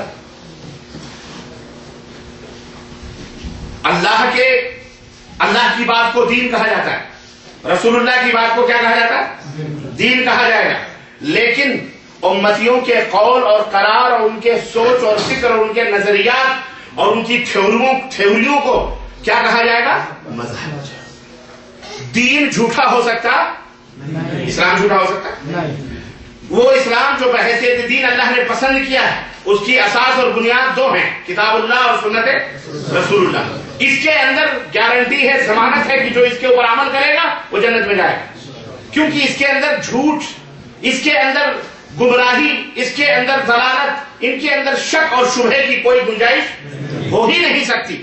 لیکن جو مذہب ہوتا ہے، جو لوگوں کے خیالات اور رائے کا مجموعہ ہوتا ہے، لوگوں کے اپنے افکار اور نظریات کے مجموعے ہوتے ہیں، ان کے اندر جو امتیوں کے اپنے لوگوں کے ہوتے ہیں، ان کے اندر بھی اللہ اور اس کے رسول نے کوئی گارنٹی دی ہے کہ اس کے اندر غلطی نہیں ہو سکتی؟ بولو. اللہ کے نبی کے بعد بھی کوئی ایسا ہے جس کے بارے میں اللہ نے کہا ہو کہ یہ معصوم ہے، اس سے خطائیں نہیں ہو سکتی، اس سے غلطیاں نہیں ہو سکتی؟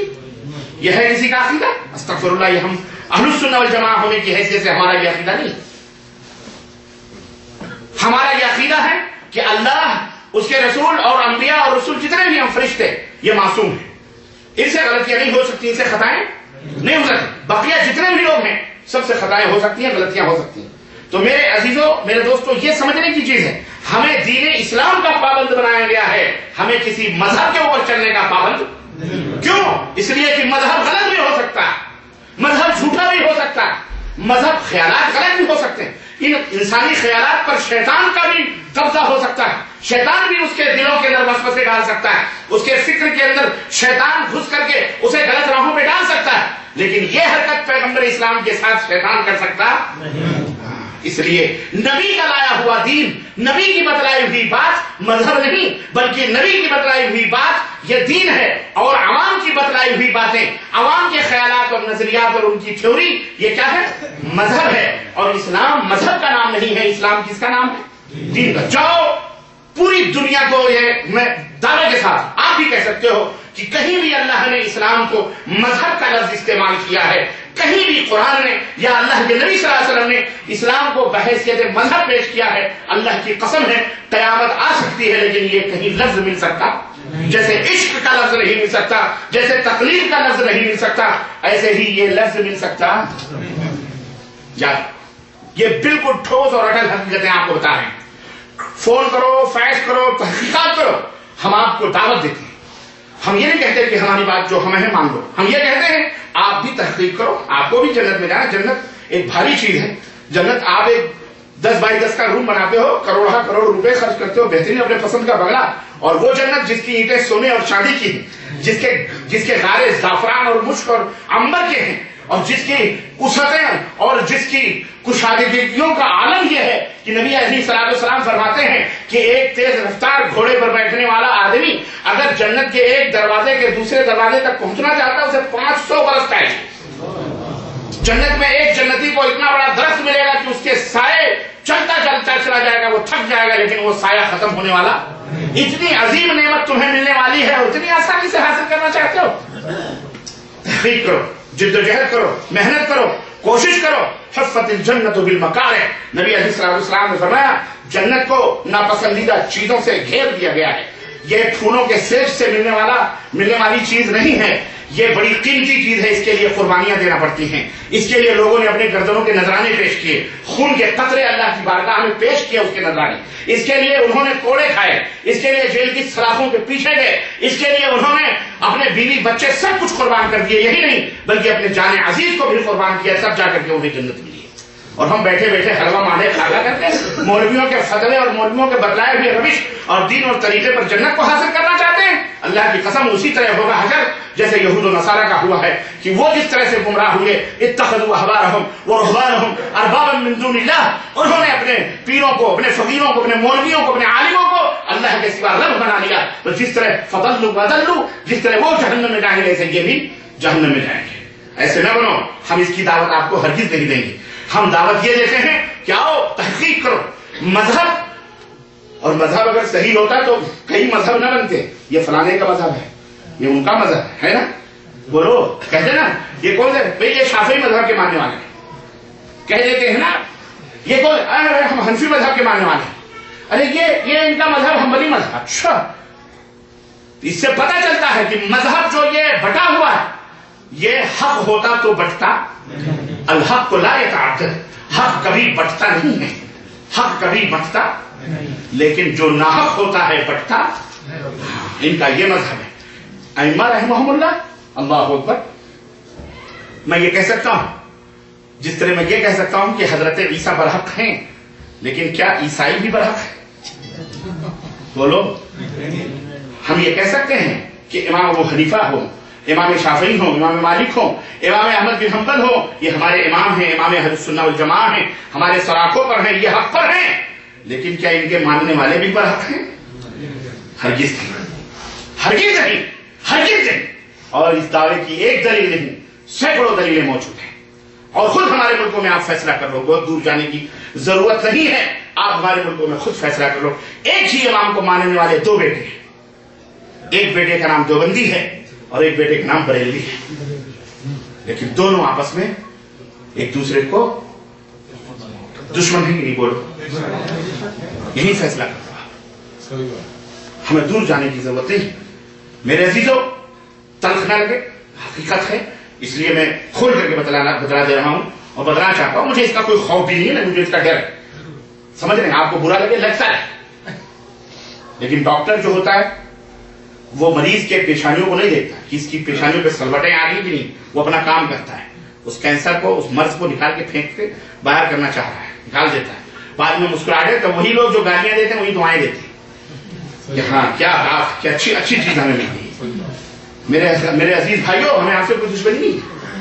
ہم بھی جنت میں جانا چاہتے ہیں، ہم جہنم نہیں جانا چاہتے. نہ آپ کے صحیح راستے پہ آنے سے میرا کوئی فائدہ ہوگا کہ ہم کو 10 کروڑ 5 کروڑ روپے مل جائیں گے یا میرا ربانی کی گاڑی ہائی فائی ہو جائے گی. نہ، جیسی ہے ویسی ہے. آج 20 سال سے ویسے ہی چل رہے ہے نا. ہزاروں لوگ اللہ کی راہوں میں اللہ کے فضل سے صحیح راہوں پہ آئے، لیکن یقیناً یہ یقین ہے کہ انشاءاللہ دنیا میں نہ صحیح تو آخرت میں اس کا اجر اللہ ضرور عطا فرمائے.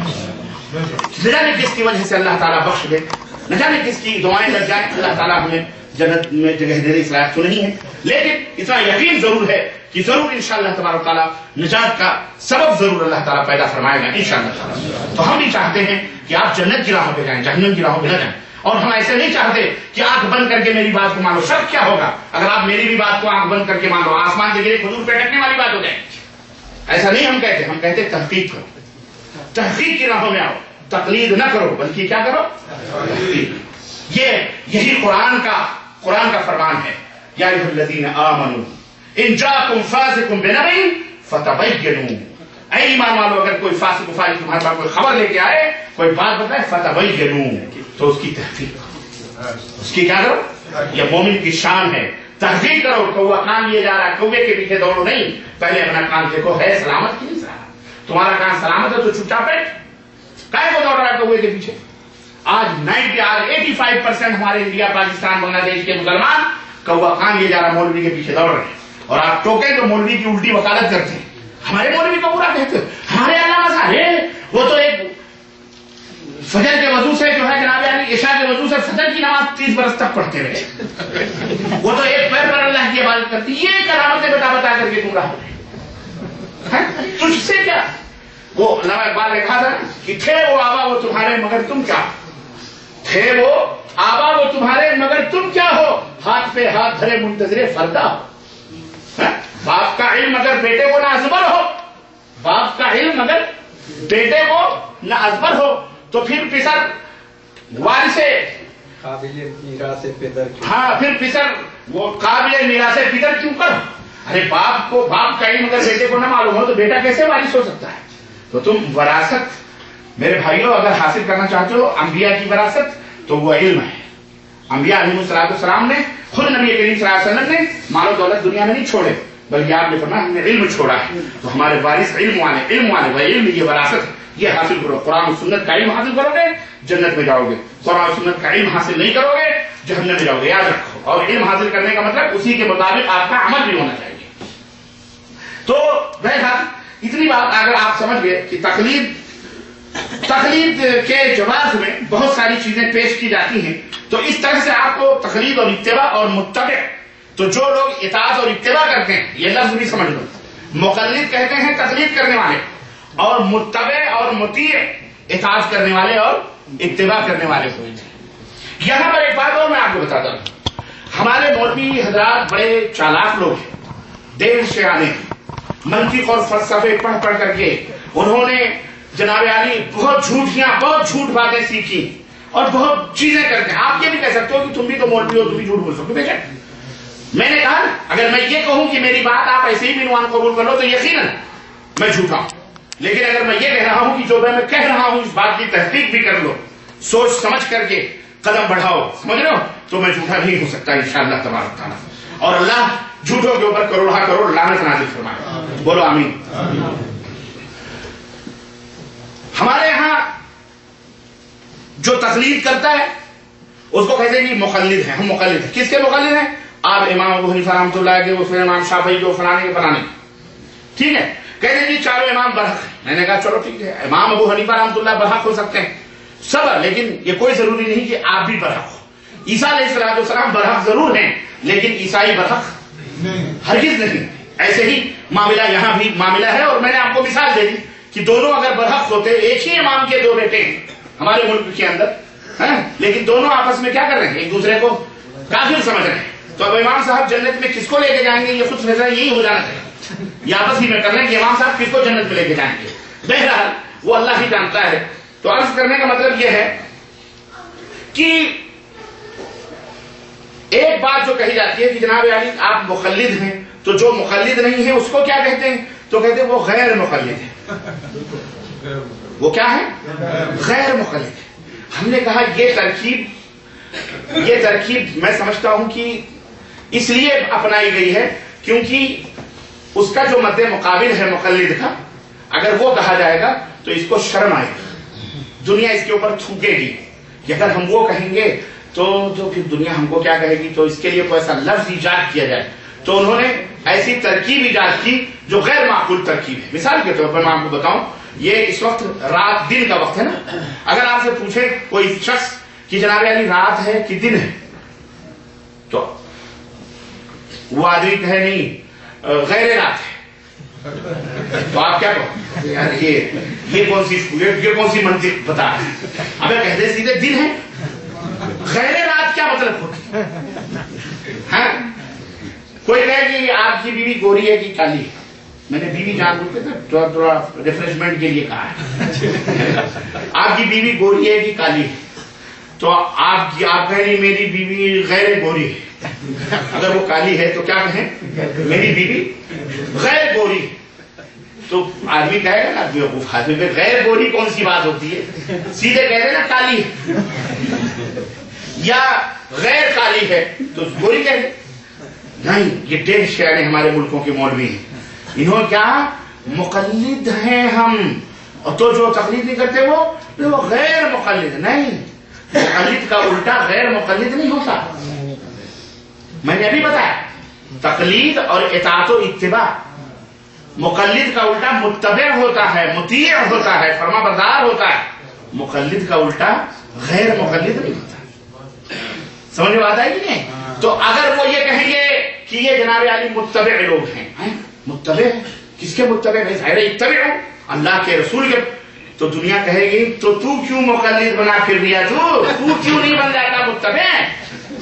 اس لیے یہ لفظ نہیں استعمال کرتے، بالکل وہیں بینڈ کر دیتے ہیں، آپ کو وہیں گھما دیتے ہیں تاکہ آپ کا دماغ بھی وہاں نہ جائے اطاعت و اتباع کی طرف. شیطان نے ایسی چالیں میں سکھائی ہیں. اسے کہو بھائی وہ اپنے جو جن کو تم غیر مقلد کہتے ہو وہ کہتے ہیں اہل حدیث. نہیں، اہل حدیث بھی نہیں کہتے کہ اہل حدیث. نہیں، غیر مقلد لوگ ہیں، غیر مذہب، بد مذہب. تو غیر مذہب کے بجائے کیا کہتے ہیں؟ یہ بد مذہب ہے. کیا ہے؟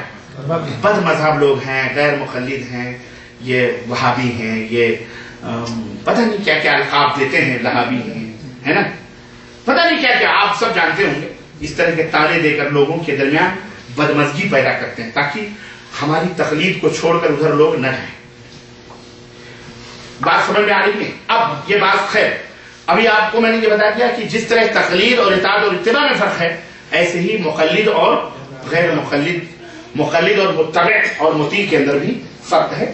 ہم مطیع اور متبع ہیں، غیر مقلد کا تانا ہم کو نہ دیا جائے اور ترکیب اپنی صحیح کر لی جائے.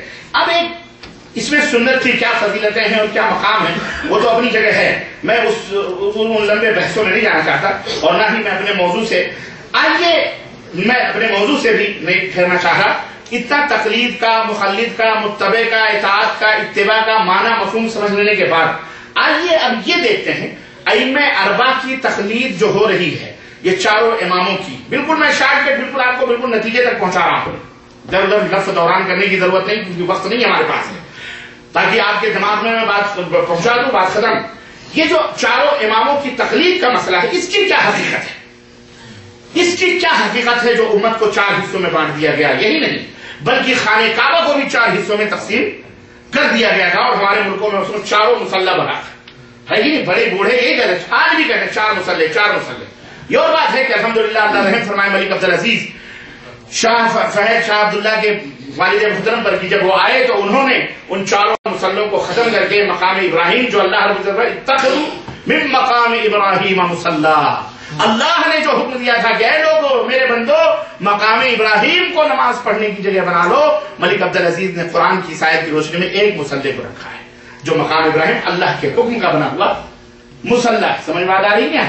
تو اللہ وہ ایک مصلی ہے، اس کے اوپر ایک امام قرآن و حدیث کا ہے جو نماز پڑھاتے. شیخ علی الحذیفی مدینہ منورہ ہمارے استاد ہیں، وہ بھی پڑھاتے ہیں، اور دیگر مشائخ ہیں جو مطلب ہمارے استاد ہیں وہ بھی نماز پڑھاتے ہیں. الغرض کہنے کا مطلب یہ ہے کہ ایک مصلی پر وہ انہوں نے ہمیں پڑھایا قرآن و حدیث پڑھایا، انہوں نے شافعی حنبلی مالکی کا مذہب نہیں پڑھایا، انہوں نے کتاب اللہ اور سنت رسول اللہ یہی اصل ہے اور اسی کے اوپر چلنے والا جنت میں جائے گا اور یہی تمہیں ہم تعلیم دیتے ہیں. بہرحال 4 مصلی لوگوں نے بنا لیے. کس نے بنایا؟ یہ 9ویں صدی ہجری میں، 9ویں صدی ہجری کے اندر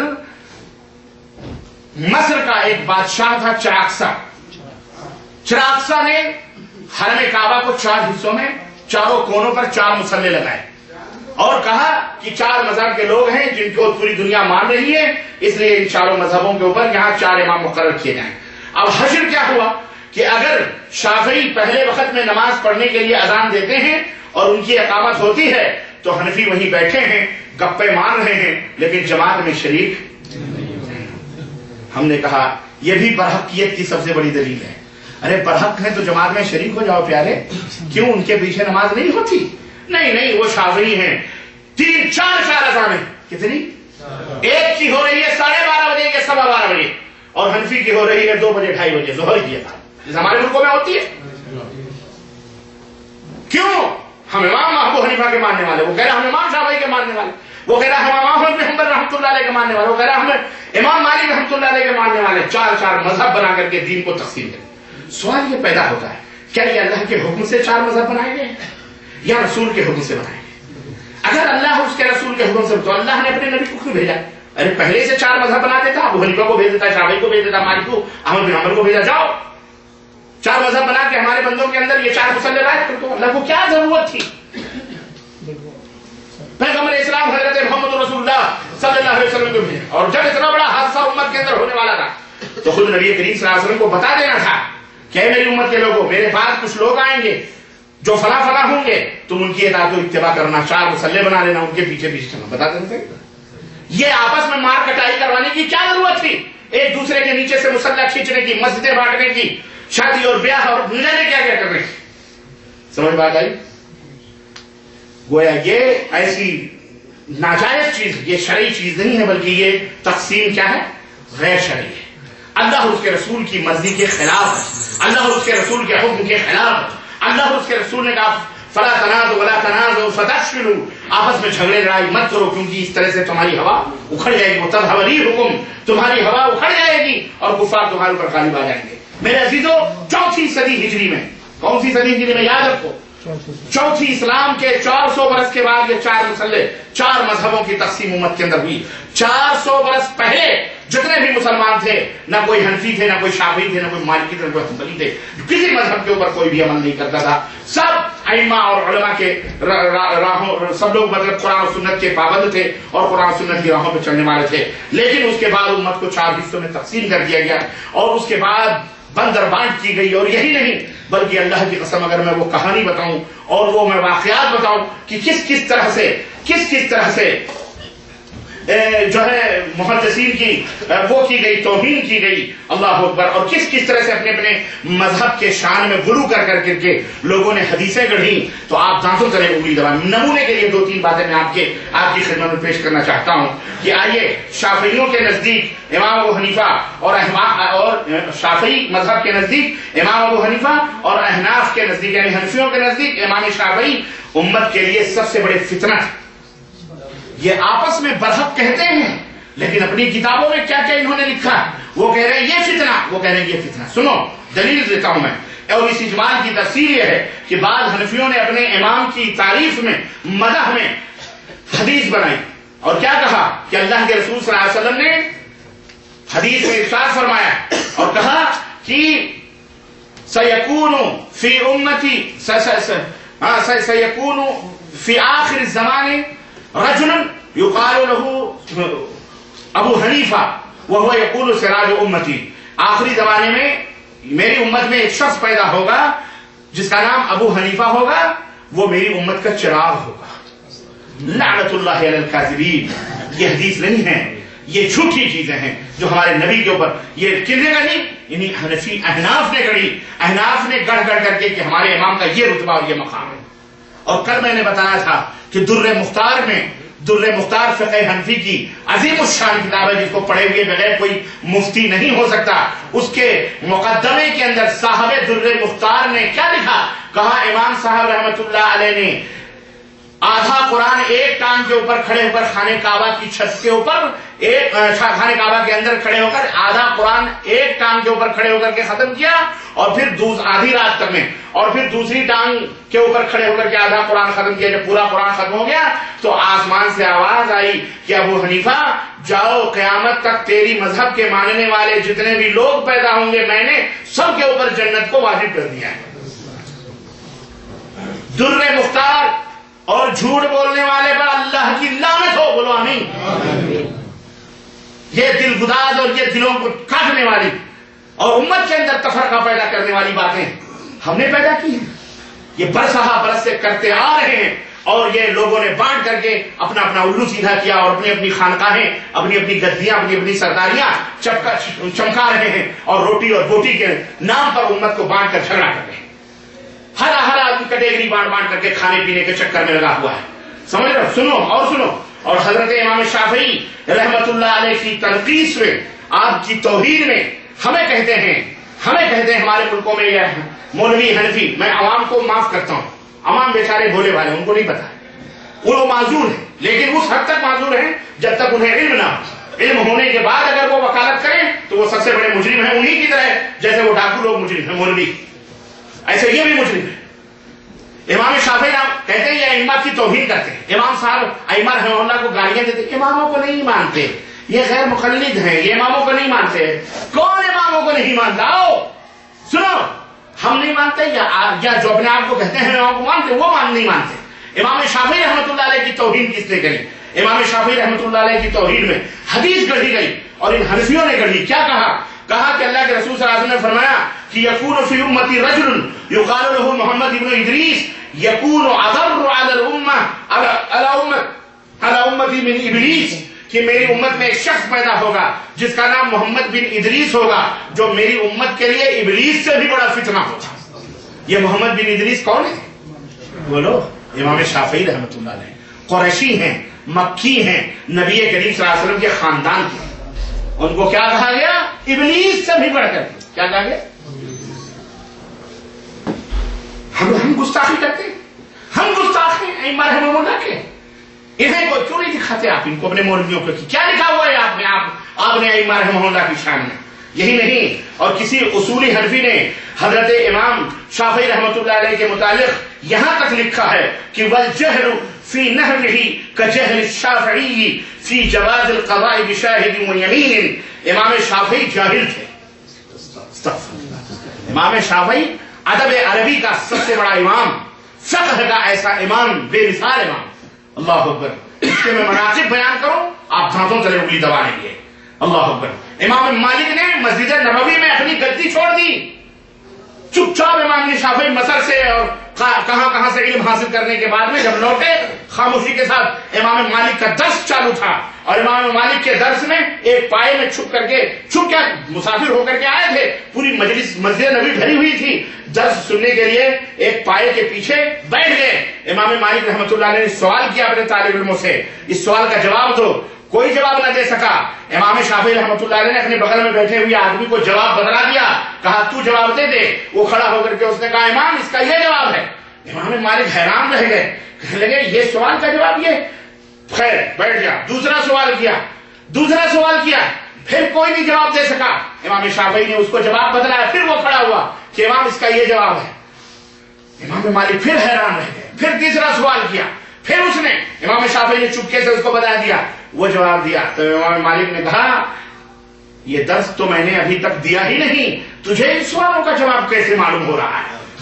تجھے کون بتا، تجھے کیسے پتا ان سوالوں کا جواب؟ کہا اب کیا کرے؟ اس نے کہا امام میں نہیں، میرے بغل میں ایک نوجوان بیٹھا ہوا ہے، وہ جواب دے رہا ہے، مجھے بتا رہا ہے. کہا کون ہے نوجوان؟ کھڑا ہو جا. اللہ اللہ اللہ اللہ. امام شافعی کھڑے ہو گئے. امام مالک نے دیکھا کہ گبرو جوان شافعی کھڑا ہوا ہے، اپنی کرسی چھوڑ کر کھڑے ہو گئے. کہنے لگے جبھی تو میں کہوں کہ کون جواب دے رہا ہے. ان سوالات کے جوابات شافعی کے سوا کوئی دے ہی نہیں سکتا ہے. اللہ کھڑے ہو گئے اور کہا ہو یہ تمہارا مقام، وہاں نہیں یہ تمہارا مقام. یہ ائمہ رحمہ اللہ کی شان ہے. یہ ائمہ رحمہ اللہ کی آپس کے اندر محبتیں ہیں. اور ہم ائمہ رحمہ اللہ کا نام لے کر کے ایک دوسرے کو کافر اور ایک دوسرے کے پلیٹ چھیننے اور ایک دوسرے کے لات مارنے شادی بیاہ کو حرام کر رہے ہیں. یہ اسلام ہے، یہ مذہب ہے، یہ دین ہے، یہ کیا ہے؟ یہ ناٹک ہے اور یہ شیطنت ہے. یہ اسلام نہیں ہے. اسلام نے ہمیں مذہبوں کی پابندی کرنے کا حکم نہیں دیا. اسلام نے ہمیں پیغمبر اسلام حضرت محمد رسول اللہ صلی اللہ علیہ وسلم کی اطاعت و اتباع کا حکم دیا. ائمہ رحمہ اللہ کی میں بات کروں، ائمہ رحمہ اللہ کی میں بات بتاؤں گا. جی ابھی اور دیکھیے ذرا ایک جگہ یہی نہیں بلکہ انہوں نے اپنے امام کی شان میں کیا توہین، شان کیا جانے امام ابو حنیفہ رحمۃ اللہ علیہ کی. میں کہوں امام ابو حنیفہ کی شان یہ کیا جانے؟ ارے امام ابو حنیفہ رحمۃ اللہ علیہ کی شان ہم لوگوں سے پوچھو. امام ابو حنیفہ رحمۃ اللہ علیہ ہمارے امام ہیں. انہوں نے تو امام ابو حنیفہ کو ایمان اور عقیدے سے بھی باہر کر دیا ہے. ہاں جناب علی ہنسنے کی بات نہیں، رونے کی بات ہے. عقائد اہل سنت والجماعت لکھی گئی ہمارے ہندوستان کے اندر. مولانا خلیل احمد سہارنپوری نے وہ کتاب لکھی اور اس کے اندر کیا لکھا؟ کہا ہم عقیدے میں امام ابو حنیفہ کو نہیں مانتے. اچھا جڑ ہی کو نہیں مانتے تو شاخوں کو، پتوں کو، پتا جمع کر کے کوئی پیڑ کا مالک بن سکتا؟ بولو. پیڑ کا مالک وہ ہوتا ہے جس کے پاس جڑ ہو. جڑ ہمارے پاس. ہم ہیں امام ابو حنیفہ رحمۃ اللہ علیہ کے ایمان اور عقیدے پر. ہم ہیں امام ابو حنیفہ رحمۃ اللہ علیہ کی ایمان اور عقیدے پر. لیکن ہمارے ملکوں کے جتنے حنفی ہیں امام ابو حنیفہ کو اسی طرح سے انہوں نے ایمان اور عقیدے سے باہر کر دیا جیسے دودھ سے مکھی باہر کر دی جاتی ہے. کہا گیا پھر کہا ہم نے اپنے اصول میں اور جڑوں میں ہمارے دو امام الگ ہیں. کون ہیں وہ؟ امام ابو الحسن اشعری اور امام ابو منصور ماتریدی جو اہل سنت سے ہی باہر ہیں. اہل سنت سے ہی باہر ہیں. ان کا ایمان اور عقیدہ اہل سنت کی طرح نہیں. اچھا اور سلوک میں مسلکن مذہبن ہم یہ ہیں. اور مسلکن کیا ہے؟ مسلک میں ہم قادری ہیں، چشتی ہیں، نقشبندی ہیں، سہروردی ہیں. ہے آپ ہی اپنی اداؤں پہ ذرا غور کریں. ہم اگر عرض کریں گے تو شکایت ہوگی جناب علی آپ کہاں جا رہے ہیں. اور ہم اسی لیے کہا کرتے ہیں کہ جس طرح عورت اپنے شوہر کا دروازہ جب پار کرتی ہے تو نہ جانے کن کن چوکھٹوں پہ جا کے منہ مارتی ہے، ایسے ہی آدمی جب پیغمبر اسلام کی غلامی کو چھوڑتا ہے تو نہ جانے کہاں کہاں جا کے بے حیا اور بے غیرت بنتا ہے اور کن کن چوکھٹوں کی بوسا جب عیسائی کرتا ہے اور بوسا لیتا ہے. اس کا کوئی پیمانہ نہیں ہوتا، نہیں اس کا کوئی گھر ہوتا، نہیں اس کا کوئی امام ہوتا ہے. اس کا امام شیطان ہوتا ہے. ہم امام ابو حنیفہ رحمۃ اللہ. اور یہ تو بات ہوگی نہ قرآن کے اندر موجود. اور ابھی اور بتاؤں امام شافعی رحمۃ اللہ علیہ، سنو کس نے قتل کروایا شافعی؟ یہ بھی میں آپ کو بتاؤں. کہتے ہیں کہ ہر ایک بہت ساری باتیں کہتے ہیں. یہ ملا جیون نور الانوار رسول فقہ کی کتاب علماء سے معذرت کے ساتھ علماء سب پڑھتے ہیں, ہم نے بھی نور الانوار پڑھی. ملا جیون رحمۃ اللہ علیہ کی کتاب حنفی ہے, انہوں نے اپنی اس کتاب کے اندر یہ عبارت لکھی ہے اور لکھا ہے کہ امام شافعی یہ جو ہے یہ جاہل اور بدعتی بھی. امام شافعی جاہل تھے اور امام شافعی کون تھے؟ بدعتی تھے. اور یہی نہیں بلکہ یہاں تک کہتے ہیں کہ اور فرماتے ہیں کہ امام حضرت معاویہ رضی اللہ تعالیٰ عنہ بھی جس طرح امام شافعی بدعتی تھے ایسے ہی امام حضرت امیر معاویہ رضی اللہ تعالیٰ عنہ بھی بدعتی ہیں. اسی طرح اس قسم کے بدعتی ہیں. اور کس قسم کے بدعتی ہیں؟ امام امیر معاویہ بھی بدعتی ہیں اور امام شافعی بھی بدعتی ہیں. اور کس قسم کے بدعتی ہیں معلوم ہے؟ کہتے ہیں اس قسم کے بدعتی ہیں کہ قیامت کے دن کوئی عذر ان کا قبول نہیں کیا جائے گا. ہم صحابہ کے گستاخ, اہل الحدیث کے بارے میں کہا جائے یہ صحابہ کے گستاخ ہیں, یہ ائمہ کے گستاخ ہیں, ہم گستاخ. یہ کیا ہے؟ یہ ادب ہے, یہ احترام ہے. ہم نے تو امیر معاویہ کی گستاخی نہ کی, ہم نے تو امام شافعی کی گستاخی, کسی بھی امام کی گستاخی کو ہم بے ایمانی سمجھتے ہیں, ایمان سمجھتے نہیں. الٹا چور کوتوال بتاتے, ان کے گھر کی خبر ہم سے سنو, ہم بتاتے. بہرحال یہی نہیں بلکہ امام شافعی کی اللہ اکبر تنقیص اور ان کی توہین کا منظر میں آپ کو یہ بھی بتاؤں کہ ایک زمانہ تھا مناظرے میں شکست ہو گئی شافعی رحمت اللہ علیہ کے شاگردوں سے. کس کی؟ حنفی شاگردوں کی. احناف کی شکست ہو گئی تو بدلہ لیا. کیا بدلہ لیا؟ کہا ان کو قتل کر دیا جائے. کیسے؟ کہتے ہیں سن 578 کے اندر, سن نوٹ کر لو, 578 کے اندر عیسیٰ ابن مالک حنفی مذہب کا بادشاہ تھا اور تعصب میں بے نظیر اور لاسانی تھا. مسعودی کی کتاب اس کو پوری کی پوری یاد تھی. لوگوں کو حنفی بننے کی ترغیب دیتا اور کہتا کہ عمل صرف ابو حنیفہ کے فتوے پر ہے, صاحبین یعنی ابو یوسف اور محمد کے اقوال کو بھی چھوڑ دو. حنفی فقہا نے اسے ایک کتاب صرف ابو حنیفہ کے اقوال پر مرتب کر دی جس کو اس نے یاد کر لیا, اور تعصب کے بنا پر شافعی المذہب لوگوں کو ادھادھند قتل کرنا شروع کر دیا. شافعیوں کو ادھادھند قتل کرنا شروع کر دیا اور جتنے شافعی اس کے ہاتھ لگے سب کے سب اس یہ عیسیٰ ابن مالک نے بادشاہ نے جو حنفی تھا اس نے سارے شافعیوں کو جتنے ہاتھ لگے سب کو تہہ تیگ کر دیا, سب کو قتل کر دیا. کیوں کیا بھائی آپ نے؟ وہ مسلمان نہیں تھے. اور پھر کہتے ہو چاروں برحق ہیں. یہ کون سی برحقیت ہے؟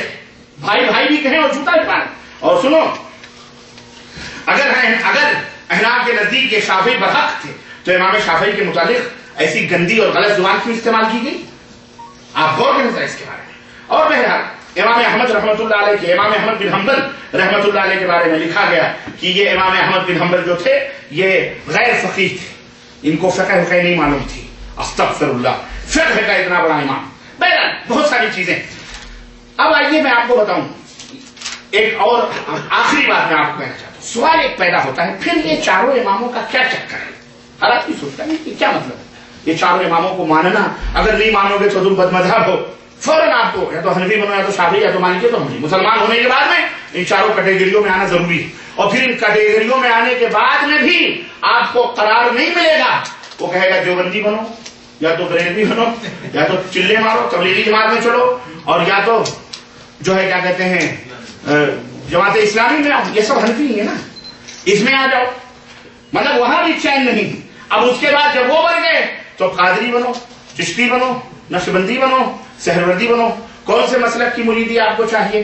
آپ کو قادری گروپ میں جانا ہے تو شیخ عبد القادر جیلانی کے مناقب اور ان کی اقوال کہ شیخ عبد القادر جیلانی کے گروپ میں آ جاؤ. کیوں؟ کیونکہ اللہ تعالیٰ نے شیخ عبد القادر جیلانی کو ایک ورق دیا, کاغذ دیا اور کہا قیامت تک آنے والے جتنے بھی تیرے مرید ہوں گے اس میں لکھے ہوئے ہیں, میں نے آج ہی سے ان کے اوپر جنت کو الاٹ کر دیا. الاٹمنٹ ہو چکا ہے, خلاص جنتی. شیخ عبد القادر جیلانی کو وہ پیپر مل چکا ہے. ان کے جتنے بھی مرید ہیں سب جنت میں جائیں. تو اس لیے قادری بن جاؤ, نقشبندی بن جاؤ, سہروردی بن جاؤ, چشتی بن جاؤ. مولوی چشتی اجمیری وہ تو سلطان الہند ہے, وہ سب کچھ ہے, وہ جو چاہیں جب سب دے دیتے ہیں. بہرحال سوال ایک پیدا ہوتا ہے فطری طور پر. کیا ہمیں ایک دوست ہیں بھٹکلی ہیں, وہ وہ دماغ میں رہتے ہیں غوث بھائی، تباہ ان کا نام محمد غوث ہے، غلط ہے نام بدلو، یہ نام ہی غلط ہے تمہارا. بہرحال انہوں نے کہا کہ شیخ ہم کو یہ پتہ ہی نہیں تھا کہ شافعی مالکی حنبلی یہ سب بعد کی پیداوار ہے، یہ رسول اللہ صلی اللہ علیہ وسلم کے زمانے میں نہیں تھے. ارے میں نے کہا یار آپ تو کہاں کون سی بات کر رہے ہیں؟ کہنے لگے شیخ یہ نبی کے زمانے میں نہیں تھے. میں نے کہا آپ کو کیا پتا ہے؟ بولے ہم کو یہ معلوم ہے یہ تو نبی صلی اللہ علیہ وسلم نے بنائے ہیں، یہ تو ہر مسلمان کے لیے ضروری ہے یا تو حنفی بنے یا شافعی بنے یا مالکی بنے حنبلی بنے. تو نبی صلی اللہ علیہ وسلم، ہم نے کہا اعوذ باللہ استغفر اللہ، یعنی نبی صلی اللہ علیہ وسلم 400 برس ہو گئے انتقال کیے ہوئے، اس کے بعد یہ مذہب بنائے گئے. سوال ایک چبھتا ہوا میں آپ سے کرنا ہے، اللہ نے تو نہیں کہا کہ حنفی بنو شافعی بنو مالکی بنو، نہ رسول اللہ صلی اللہ علیہ وسلم نے کہا، نہ صحابہ نے کہا، نہ تابعین نے کہا. اب باقی کون بچے؟ ان کے بعد کس کا نمبر آتا ہے؟ صحابہ، تابعی، تابعین کے بعد کس کا نمبر آتا ہے؟ ائمہ کا نام آتا ہے. وہی سلف صالحین تو گزر گئے، صحابہ سلف صالحین. اس کے بعد کس کا نمبر آتا ہے؟ ائمہ کا نمبر آتا ہے، امام ابو حنیفہ، امام شافعی، امام. سوال یہ پیدا ہوتا ہے کہ اللہ نے تو کہا کہ میری اطاعت و اتباع کرو، رسول اللہ صلی اللہ علیہ وسلم نے بھی کہا میری اطاعت و اتباع کرو گے جنت میں جاؤ گے، مخالفت کرو گے کہاں جاؤ گے؟ جنت میں. کیا ائمہ رحمہم اللہ جو ہیں انہوں نے بھی یہ تعلیم دی ہے کہ میرے نام کا مذہب بناؤ یا میری اطاعت و اتباع کرو؟ سوال ایک ہے. میرے عزیزوں، میرے دوستوں، جاؤ تفصیلات میں نہیں جانا چاہتا کیونکہ 5 منٹ میرے پاس ہیں اذان ہونے میں. آپ کو صرف ایک بات میں آپ کو بتانا چاہ رہا ہوں کہ ائمہ رحمہم اللہ کے اقوال، آپ امام مالک، امام ابو حنیفہ اور امام شافعی، امام ابو حنیفہ رحمۃ اللہ علیہ کا ایک فرمان، امام مالک کا ایک فرمان، امام احمد بن حنبل کا، امام شافعی کا. میں فرمان بتا کے اپنی بات ختم کروں گا. امام ابو حنیفہ رحمۃ اللہ فرماتے ہیں لا يحل لأحد ان يأخذ بقولی ما لم يعلم من اين قلته. کسی کے لیے یہ حلال نہیں ہے کہ وہ ہمارے قول کے مطابق عمل کرے جب تک کہ اسے یہ معلوم نہ ہو کہ ہم نے یہ قول، یہ بات کہاں سے کہی ہے، یعنی اس کی دلیل کیا ہے، اس کا ثبوت کیا ہے. یہ کس نے کہا ہے؟ امام ابو حنیفہ رحمۃ اللہ علیہ کہتے ہیں اذا قلت قولا يخالف كتاب الله تعالى وخبر الرسول صلی اللہ علیہ وسلم فاتركوا قولي واضربوا على الجدار. کہ اے لوگو، اگر میں کوئی ایسی بات کہتا ہوں جو کتاب اللہ اور نبی کے حدیث کے خلاف ہے تو اس کو چھوڑ دو اور اس کو دیوار پہ مار دو. میری بات کو کہاں مار دو؟ اور کس کی بات لے لو؟ کتاب اللہ کی اور سنت. سنو امام مالک کیا کہتے ہیں. امام مالک کہتے ہیں انما انا بشر اخطئ واصيب فانظروا في قولي. میں ایک انسان ہوں، میری بات غلط بھی ہو سکتی ہے، صحیح بھی ہو سکتی ہے، لہذا میری رائے کو دیکھ لیا کرو. جو قرآن اور حدیث کے مطابق ہے اسے لے لو اور جو قرآن اور حدیث کے مطابق نہ ہو اسے چھوڑ دو. یہ کس نے کہا؟ امام مالک رحمۃ اللہ علیہ. سنو امام مالک کہتے ہیں کہ ما من احد الا وهو ماخوذ من منامه. نبی کائنات صلی اللہ علیہ وسلم کے سوا باقی ہر انسان کی بات کو قبول بھی کیا جا سکتا ہے اور رد بھی کیا جا سکتا ہے. اگر رد نہیں کیا جا سکتا کسی کی بات کو تو وہ کون ذات ہے؟